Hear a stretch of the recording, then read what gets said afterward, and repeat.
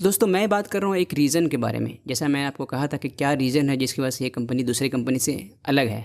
तो दूसरा रीज़न है वो इससे काफ़ी बड़ा है और इसे दूसरे शेयर से अलग बनाता है। वो क्यों दोस्तों? हेलो अस्सलाम वालेकुम दोस्तों, मेरा नाम है मोहम्मद आज़म। दोस्तों आज मैं बात करने जा रहा हूँ उस शेयर के बारे में जिसने पिछले 3 से 4 महीना में बहुत अच्छा खासा रिटर्न दिया और सिर्फ एक दिन में सिल्वर के क्रैश होने से इस कंपनी के अंदर 12% का करेक्शन देखा गया है।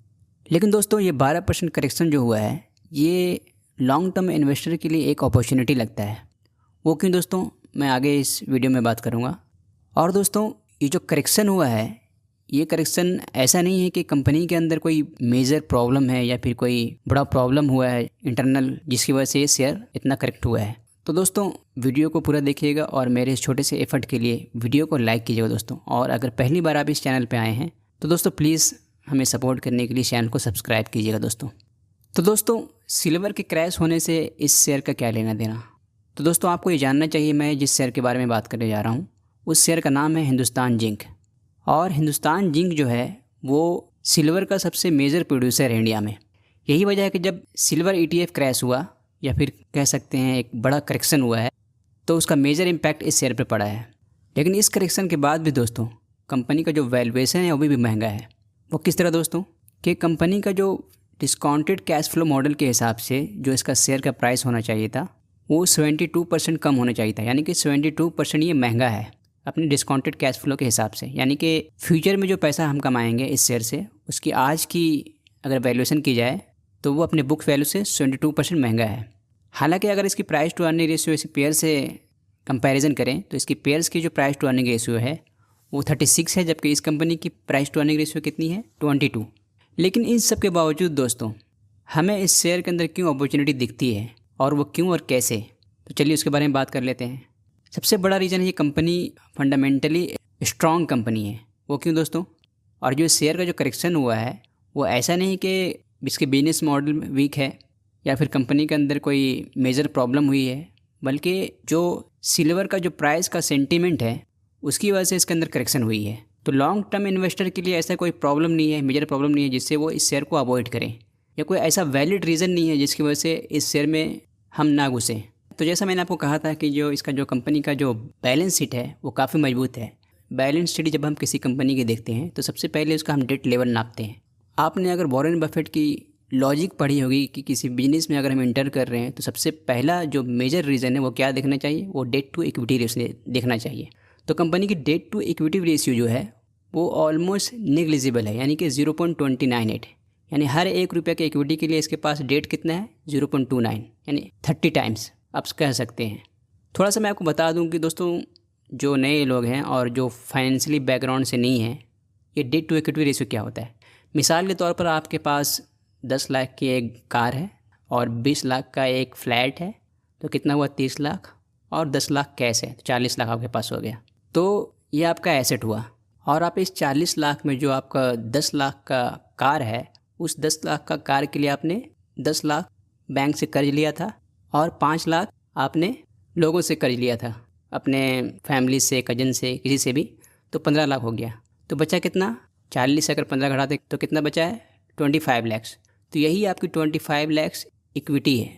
यानी इसकी अगर हम डेट टू इक्विटी रेशियो निकालें यानी 0.6, यानी हर एक रुपया जो आपके पास है उसके ऊपर आपके ऊपर कर्ज है उसका 60 पैसे, तो इसको कहते हैं डेट टू इक्विटी रेशियो। दूसरा दोस्तों डेट कवरेज रेशियो। तो कंपनी का डेट भी अपने ऑपरेटिंग कैश फ्लो से वेल कवर्ड है 104%, यानी कि कंपनी के ओवरऑल जितना डेट है उससे ये कंपनी 4% ज़्यादा पैसा कैश के शक्ल में कमा रहा है, प्रॉफिट कमा रहा है कैश के शक्ल में। और तीसरा दोस्तों जब किसी कंपनी की फंडामेंटल्स देखते हैं तो डेट में उसको देखते हैं इंटरेस्ट कवरेज रेशियो, यानी जो डेट लेके है उस डेट पे जो इंटरेस्ट है उसके कमाई से कवर्ड है। अगर कवर्ड है तो कितना % कवर्ड है, कितना रुपये कवर्ड है। तो इंटरेस्ट कवरेज रेशियो निकालते हैं तो इसका निकलता है हमें 125.3 टाइम्स, यानी कि हर ₹1 इंटरेस्ट के लिए ये कंपनी 125 रुपये कमा रहा है। यानी कि जब इसे इंटरेस्ट देना पड़े तो इंटरेस्ट देने के लिए इसके पास इनफ पैसे रहेंगे, यानी कि ये इसके बिजनेस के ऑपरेशन में कोई प्रॉब्लम नहीं होगी इस डेट की वजह से। और इन सब को बैक्ड करता है इसका थर्ड क्वार्टर का रिज़ल्ट। दोस्तों अगर थर्ड क्वार्टर का रिज़ल्ट देखें तो आप देखिएगा कि इसके जो EPS है वो 9.27, यानी कि पिछले ईयर के सेम क्वार्टर में इसका 6.34 था EPS, और रेवेन्यू कितना था रेवेन्यू कितना आया है इस थर्ड क्वार्टर में? 10,630 करोड़, यानी कि पिछले साल से 28% ईयर ऑन ईयर हाई है। नेट इनकम 3920 करोड़, यानी 45% ईयर ऑन ईयर हाई है। तो ये इसका जो फंडामेंटल्स मजबूत होने का कारण ये है दोस्तों। आप देख सकते हैं किस तरह ये कंपनी ग्रोथ कर रही है। तो दोस्तों मैं बात कर रहा हूँ एक रीज़न के बारे में। जैसा मैं आपको कहा था कि क्या रीज़न है जिसकी वजह से ये कंपनी दूसरी कंपनी से अलग है। तो दोस्तों इसके अंदर जो मेटल्स हैं, जिंक, सिल्वर एंड लीड, ये आने वाले समय में इनका डिमांड बहुत ज़्यादा होने वाला है। वो क्यों हो रहा है दोस्तों, मैं इसके ऊपर बात करूँगा। क्योंकि जो जिंक है वो बेसिकली यूज़ होता है गैल्वेनाइज्ड स्टील में, यानी इंफ्रास्ट्रक्चर एंड कंस्ट्रक्शन में, जिसके अंदर डिमांड है इस जिंक का 55 से 60%। ऑटोमोबाइल्स एंड ऑटो कंपोनेंट्स में 15 से 20%, रिन्यूएबल एनर्जी स्ट्रक्चर में 18 से 10%, कंज्यूमर ड्यूरेबल्स एंड अदर्स में 10 से 15%। और ये जिंक की डिमांड क्यों है? क्योंकि हर वो मेजर डेवलपिंग कंट्रीज़ वो अपना इंफ्रास्ट्रक्चर और कंस्ट्रक्शन को बेहतर से बेहतर करना चाहता है। आप देख लीजिए कि किस तरह जो बड़ी बड़ी यूरोप कंट्रीज़ है, जैसे सबसे पहला जो बड़ा कंट्री है अमेरिका, उनका इंफ्रास्ट्रक्चर कैसा है। सेकंड में देख लीजिए चाइना, उनका इंफ्रास्ट्रक्चर कैसा है। तो जब कोई कंट्री डेवलप करती है तो उसको अपने इंफ्रास्ट्रक्चर को ऊपर भी देखना पड़ता है। तो उस इंफ्रास्ट्रक्चर में जो यूज़ होने वाला जो जिंक है एक मेजर रोल प्ले करेगा किस कंपनी को आगे बढ़ाने में, जिस तरह रोडवेज, रेलवेज, ब्रिज, एयरपोर्ट्स।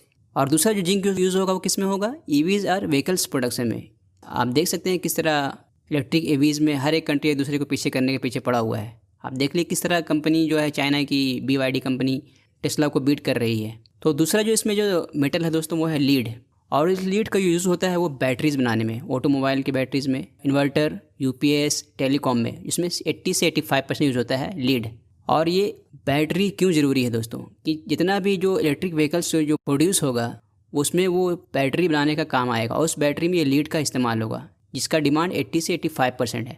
इसके अलावा इंडस्ट्रियल अलॉयज़ एंड केमिकल्स में। तो इसका जो बड़ा मेजर रीज़न है वो क्या है दोस्तों? बैटरी इंडस्ट्री में। और बैटरी इंडस्ट्री किस में लगेगी? व्हीकल्स में लगेगा, इलेक्ट्रिक व्हीकल्स में। और इलेक्ट्रिक व्हीकल्स क्यों बनाया जा रहा है? पॉल्यूशन को कम करने के लिए। आप देख सकते हैं हमारे इंडिया का क्या हाल है। अगर इंडिया को पॉल्यूशन फ्री कंट्री बनना है तो इसके अपने जो व्हीकल्स उसको शिफ्ट करना होगा। और तीसरा जो इसका मेटल है वो सिल्वर। सिल्वर का भी यूज़ इलेक्ट्रॉनिक्स और इलेक्ट्रिकल कंपोनेंट्स में होता है, सोलर पैनल्स में, रिन्यूएबल एनर्जी में होता है। ज्वेलरीज एंड सिल्वर वेयर भी इसमें 35 से 35% डिमांड है। तो ये दोस्तों ये तो पहला रीज़न था। तो दूसरा रीज़न वो इससे काफ़ी बड़ा है और इसे दूसरे शेयर से अलग बनाता है। वो क्यों दोस्तों? तो इसके अंदर जो प्रोडक्ट है जिंक, वो जिंक जो इंडिया का टोटल जिंक है वो टोटल जिंक का 85% अकेला ही ये कंपनी प्रोड्यूस करता है दोस्तों। यानी ये सेक्टर में डोमिनेंस है। यानी दूसरा रीज़न क्या है? Sector dominance. और ये लीड का भी जितना इंडिया में प्रोड्यूस होता है उसका 70 से 75% खुद अकेला ही प्रोड्यूस करता है। और सिल्वर का भी 60 से 75%। यानी कि मेजर प्रोड्यूसर है ये 3 मेटल में ये कंपनी। और इसकी वजह से क्या होगा दोस्तों? मार्केट डोमिनेंस की वजह से इस कंपनी के अंदर कंपटीशन लो रहेगा। यानी जितने भी बड़े ऑर्डर्स मिलेंगे, हाई ऑर्डर्स, वो इसके अंदर मिलेंगे।